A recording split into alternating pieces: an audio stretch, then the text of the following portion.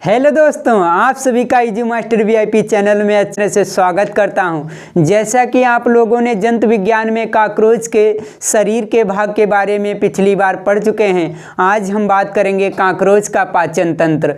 जिस प्रकार कीटों में भी पाचन तंत्र होता है, पाचन तंत्र के लिए हमें कीट में जो आहार नाल और लार ग्रंथियों के बारे में हम लोग अच्छी तरह से पढ़ेंगे।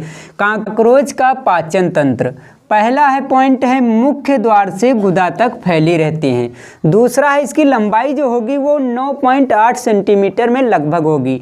हमें जो कॉकरोच की आहार नाल है उसे समझने के लिए 3 भागों में बांटना होगा। पहला भाग अगांत्र, दूसरा मध्यांत्र, तीसरा पश्चांत्र। पहले हम बात करेंगे अगांत्र के बारे में। अगांत्र में जो है पहला भाग है मुख गुहिका। सबसे पहले भोजन जो होगा, जो कॉकरोच भोजन ग्रहण करेगा वो मुख गुहिका में आएगा। उसके बाद में ग्रसनी में आएगा।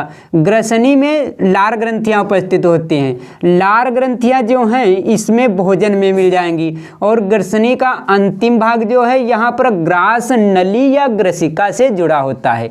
यहाँ पर जो देख लीजिए ये ग्रास नली है या इसे ग्रसिका भी कहेंगे, और यहाँ पर जो भोजन है इसी में उपस्थित हो जाएगा।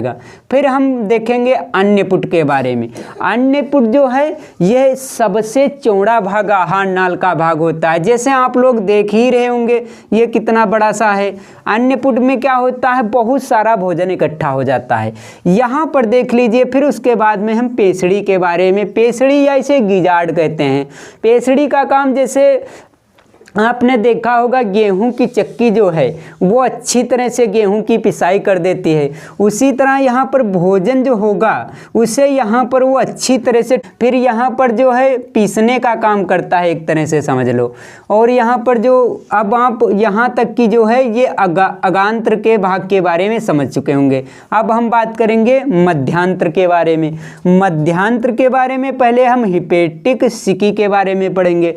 हिपेटिक सिकी जो है ये संख्या में 7 या 8 अंगुलियों जैसी संरचनाएं होती हैं। जैसे ये देख लीजिएगा 1 2 3 4 5 6 7 8 इसमें हैं। और इसके बाद में हम मध्यांत्र में एक और भाग पढ़ेंगे, मेलपिघी नलिकाएं। मेलपिघी नलिकाओं का काम ये होता है, ये जो भोजन खराब हो जाता है उसे बाहर निकालने का काम करते हैं, एक तरह का उत्सर्जन का काम करते हैं। अब हम बात करेंगे क्षुद्रांत। पश्चांत्र को समझने के लिए हमें 3 भागों में बांटना होगा।